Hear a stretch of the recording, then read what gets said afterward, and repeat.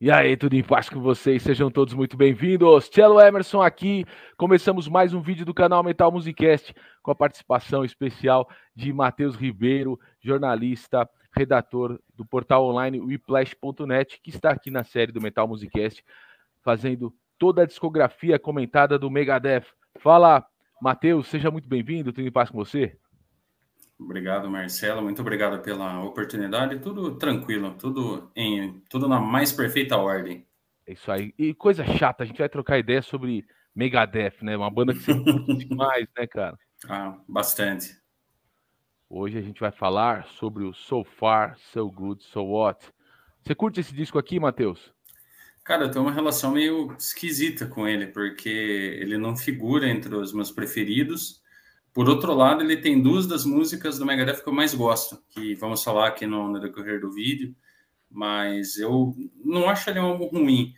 Porém, em comparação com o antecessor, P-Cells, eu acho que ele fica um pouquinho abaixo, embora seja muito difícil alcançar o nível do P-Cells.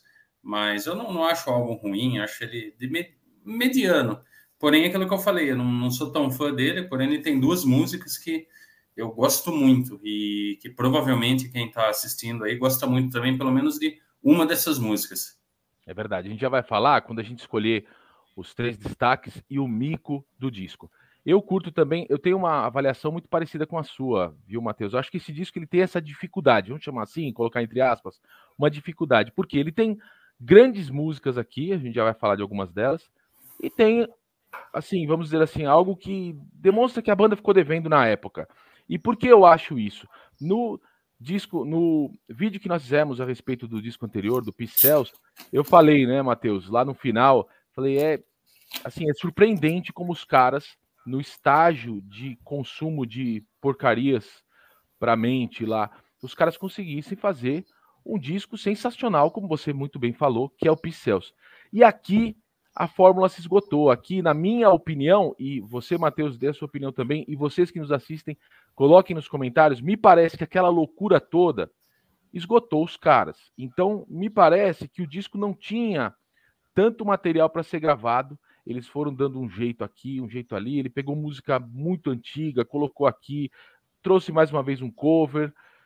E tem poucas músicas, tudo bem que é da época em que se lançava o vinil, eu sei disso, pessoal, eu sei, mas mesmo assim é um disco que parece, né, tem uma vinheta, um cover, uma música muito antiga, parece que ele foi costurando o que ele conseguia ali para sair um álbum, porque ele tinha um contrato, ele tinha que fazer as turnês, me dá essa impressão. Então o disco é irregular, ele parece ser feito um pouco assim, de uma maneira precária, de novo, né? Como a gente já comentou do primeiro. Embora no primeiro ele tinha mais material, parece que ele estava mais inspirado. Aqui parece que a loucura dos caras esgotou eles. E foi importante isso, porque eu digo que é isso, né? O chavão popular, né? Tem males que vêm para o bem. Porque deu um chacoalhão nos caras para fazerem o seguinte, que a gente vai falar no outro vídeo, que é uma obra-prima, na minha opinião, do heavy metal, do thrash metal. Mas aqui me pareceu aquele time que conseguiu dar uma goleada meio que no susto, né? Numa rodada, e foi meio que de salto alto para outra rodada, e aí acabou perdendo o jogo. Me deu essa impressão. E acordou, como se fala no futebol, né? Acordou quando ainda dava tempo de se classificar. Então a gente vai falando aqui, So Far So Good So What, a gente vai dando meio que uma ficha técnica, né, Matheus? Ele foi lançado em janeiro de 88. Os caras estavam na época numa turnê com o Iron Maiden para promover o disco.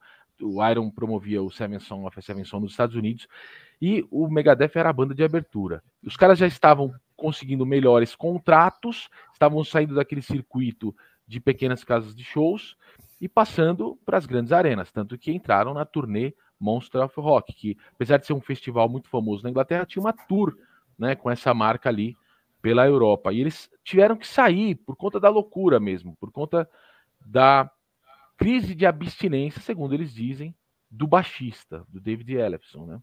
Então, assim, você vê que os caras tiveram uma grande chance, né? Ali eles, em 88, em janeiro de 88, o Metallica já tinha consagrado o Master of Puppets, que já tinha sido lá de 1986.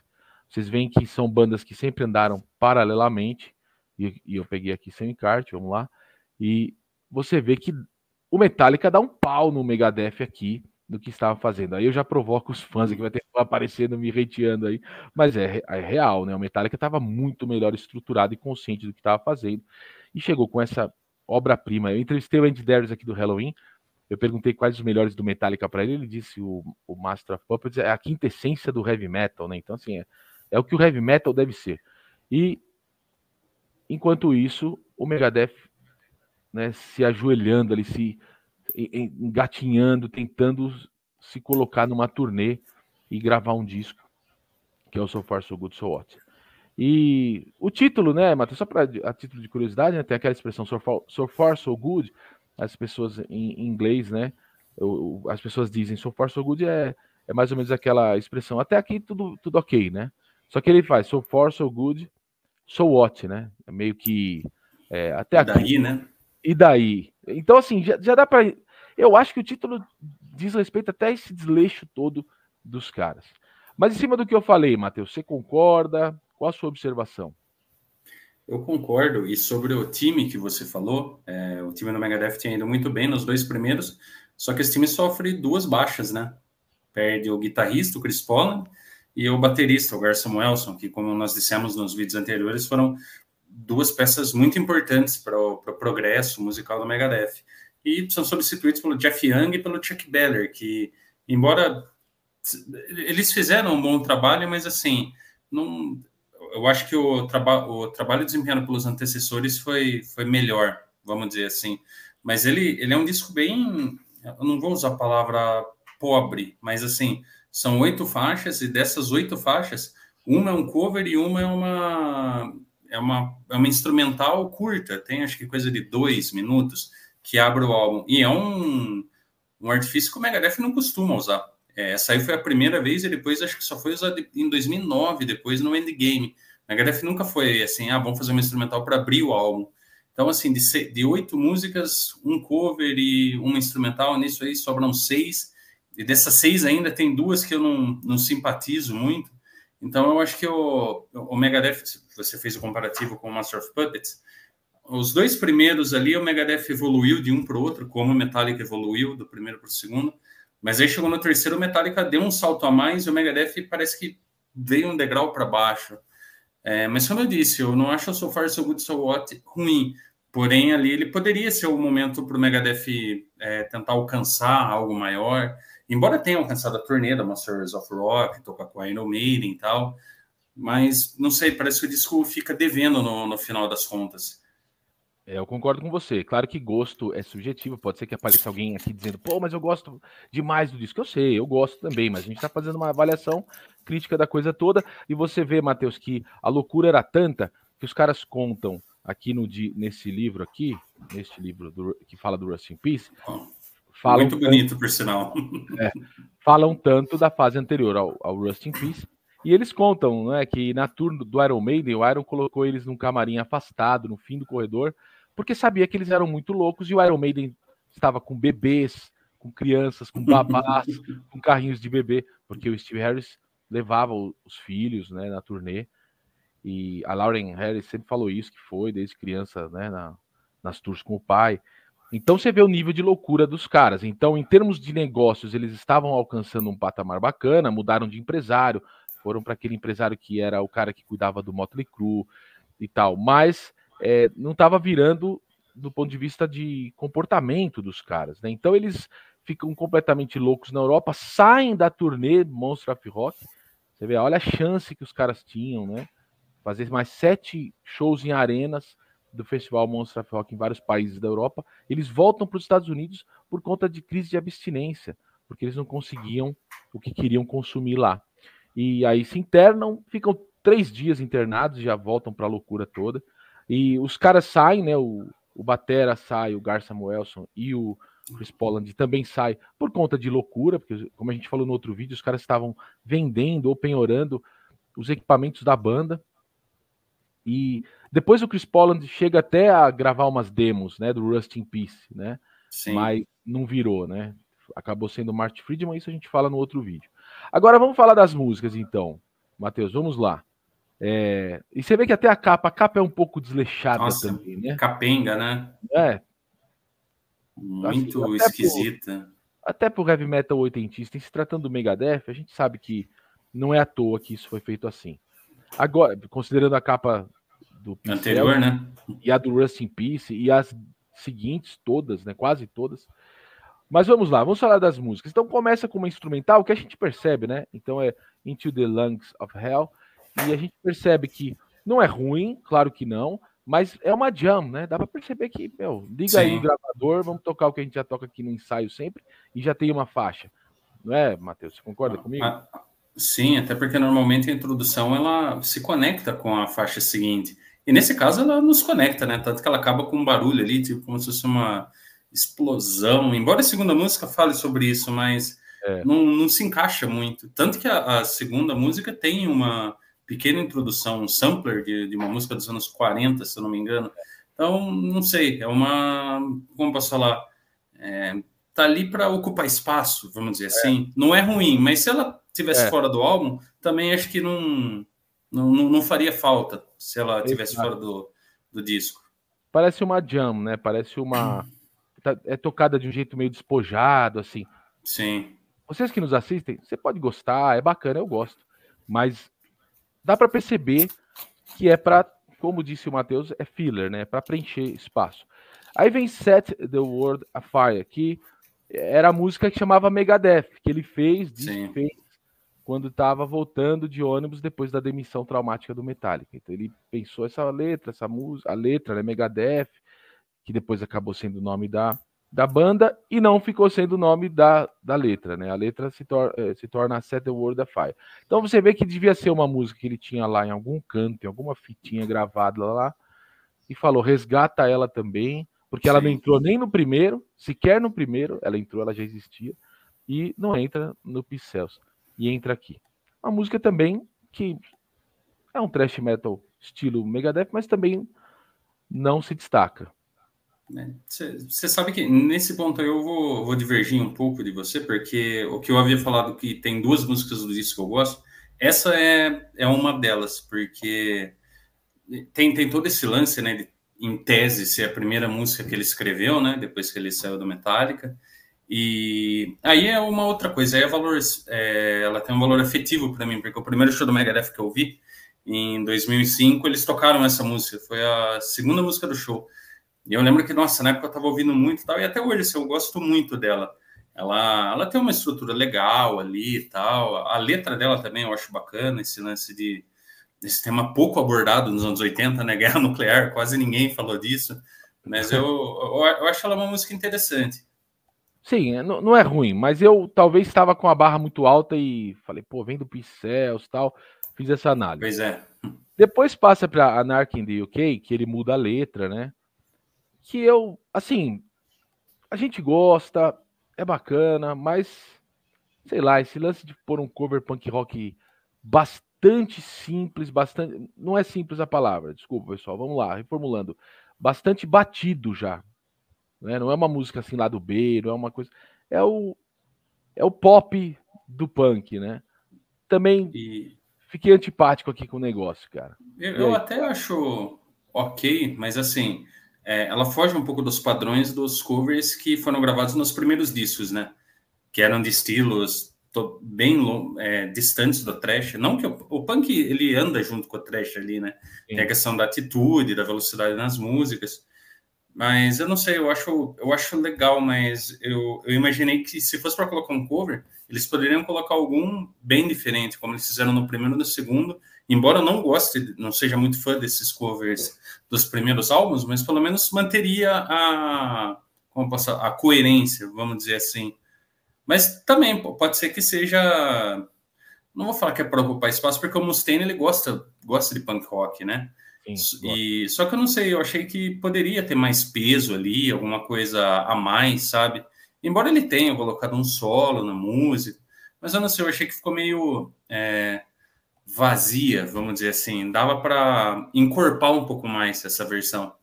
É que para mim, explicando melhor o que eu afirmei aqui, essa música do Sex Pistols é como se fosse a Smoke on the Water do Deep Purple, assim, sabe? É a música mais pros rockistas, assim, vamos dizer, né? Ele poderia né? Dando um Dá uma... exemplo, poderia ser, sei lá, Holiday in the Sun, do Sex Pistols. Seria uma coisa... Ou no Hiding Treasures, ele grava um cover, não grava? Acho que é Problems, que é uma música menos óbvia do Sex Pistols. Sim, verdade. É, e também, sei lá, eu tô cornetando, gente, igual o torcedor que corneta o seu próprio time. Eu gosto do Megadeth, mas podia ser logo um GBH. Acho que o Slayer gravou uma do GBH, né? Sick Boy. O Slayer tem um tributo punk hardcore, né? É bem provável que tenha. Eu não vou lembrar a tracklist agora, mas provavelmente tem. Eu posso estar enganado, mas acho que é Sick Boy do GBH. Então coloquem aí nos comentários se eu estiver enganado e me corrijam. Mas aí vem a Mary Jane, que faço a mesma análise da Set the World Afire. Boa, ponto. Não é, Matheus? Ela tem uma história meio enigmática, né? De uma Sim. moça que era bruxa e que... Mas eu não sei, ela tem um clima assim, mas é aquele tipo de coisa... A hora que parece que a música vai, ela não vai, sabe? Ela pisa um pé no acelerador, mas aí depois um pé no freio. Não sei, acho que falta alguma coisa. Eu acho que reflete o clima todo do disco, que é um disco ainda em pré-produção, vamos dizer. Demandava um cuidado maior, um acabamento melhor. Acho que é isso. Bacana, ponto. Depois tem a 502, que é um código, né, acho que de Los Angeles para Quem dirige, acho que é alta velocidade ou chapado, né? embriagado, chapada. Coisa Mais que uma provavelmente vez, o Dave Mustaine deve ter feito, né? deve ter sido uma ironia por isso, né? Passa batido também, mas aí chega um grande hino, né? Aí é difícil falar mal desse disco por conta das faixas seguintes, né? In My Darkest Hour. O que você acha, Matheus? Essa música ela é um dos maiores clássicos do Megadeth e não é à toa. É uma música muito boa e tem a história de que a melodia dela foi escrita logo depois que o Cliff Burton, que o Dave Mustaine ficou sabendo da morte do Cliff Burton. E ele não ficou sabendo pelos caras da Metallica, né? Ele ficou muito chateado por conta disso. Foi um amigo que contou. E diz o Mustaine que ele não teve nem a chance de se despedir do Cliff Burton, né? Não sabendo ele estava enterrado e tal. Eles Sim. eram amigos e ele ficou muito chateado. Porém, a letra da música, para variar, fala sobre a paixão da vida dele, né? Que é a Diana, que ele nunca esqueceu. E isso, na minha cabeça, assim, mostra um pouco da confusão que ele sempre teve, né? Porque ele pegou a melodia que ele criou quando ele ficou sabendo que um amigo dele morreu, e na letra ele colocou, não sei, era uma mulher que ele amava, só que a letra tem palavras muito duras, né? Tem até um xingamento nela, depois vocês procuram aí. E é uma música carregada de sentimentos, né? Eu acho que a primeira música do Megadeth, ela não é uma balada, mas eu acho que a primeira música que o Dave Mustaine realmente se abre, assim, sabe? Que ele tira essa casca de durão e mostra para o mundo que ele tem sentimentos, muitos sentimentos. E é uma música, ao mesmo tempo que ela é pesada, ela tem melodia, ela é triste, mas ao mesmo tempo ela é uma música muito bonita. É uma declaração ali, mistura muita coisa, mistura amor, mistura ódio, mistura angústia. E normalmente esse tipo de mistura assim rende bons resultados, né? E não é à toa que eles tocam essa música até hoje. Eu acho que é reflexo desse estado geral que eles estavam de loucura. Digo isso em relação à confusão de fazer uma música que é uma melodia que representa a tristeza que ele sentiu ao saber que o Cliff Burton tinha partido. E aí ele coloca a letra de mágoa com a mulher. Então, assim, eu acho que precisava acabar mesmo o disco. Eu tenho uma letra, eu tenho uma música. Eu não vou fazer a letra para essa música do Cliff Burton, já vou usar a letra do que era para Diana mesmo. Eu acho que foi mais ou menos isso, cara. Tá? Todo disco, né? Ele tem essa aparência assim de tudo tá meio mal acabado. Me dá essa impressão. Embora seja um baita som. E é o som que faz com que fique muito difícil você criticar o disco para alguém, para um fã. Sim, pô, mas é o disco que tem aí My Darkest Hour, beleza.